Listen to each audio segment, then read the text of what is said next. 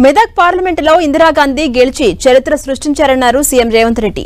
ఇందిరాగాంధీ ఎంపీగా ఉన్నప్పుడే మెదక్ పారిశ్రామికంగా అభివృద్ధి జరిగిందన్నారు. బీసీ బిడ్డ నీలం మధును గెలిపించేందుకు రాహుల్ గాంధీ ఇక్కడికి వచ్చారన్నారు. దుబ్బాక ఉప ఎన్నికల్లో గెలిచిన రఘునందన్ ఆ నియోజకవర్గానికి ఏం చేయలేదని, కేంద్రం నుంచి ఒక్క పైసా తీసుకురాలేదంటూ విమర్శించారు. కలెక్టర్గా పనిచేసిన సమయంలో వెంకట్రామిరెడ్డి ప్రజల భూములను గుంజుకుని తీవ్ర ఇబ్బందులు పెట్టారంటూ ఆరోపించారు.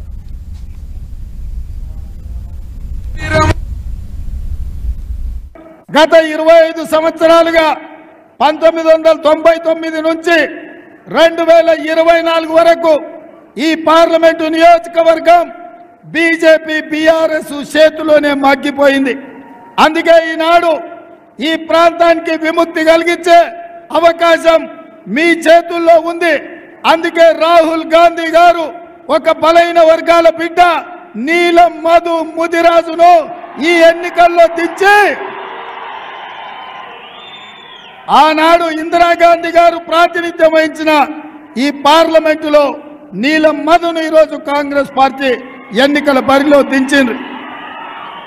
ఈరోజు బీజేపీ నుంచి నిలబడ్డాయన ఎవరో కాదు, పక్కనే దుబ్బాక ఉప ఎన్నికల్లో ఎమ్మెల్యేగా గెలిచి మోడీ నుంచి వేల కోట్ల రూపాయలు నిధులు తెస్తామని దుబ్బాక ప్రజల చెవుల్లో పువ్వు పెడితే ఆ పువ్వును మొన్న శాసనసభ ఎన్నికల్లో బండకేసి కొట్టిండ్రు, ఉప్పు తీసి ఉప్పు పోసి పాత రేసిండ్రు.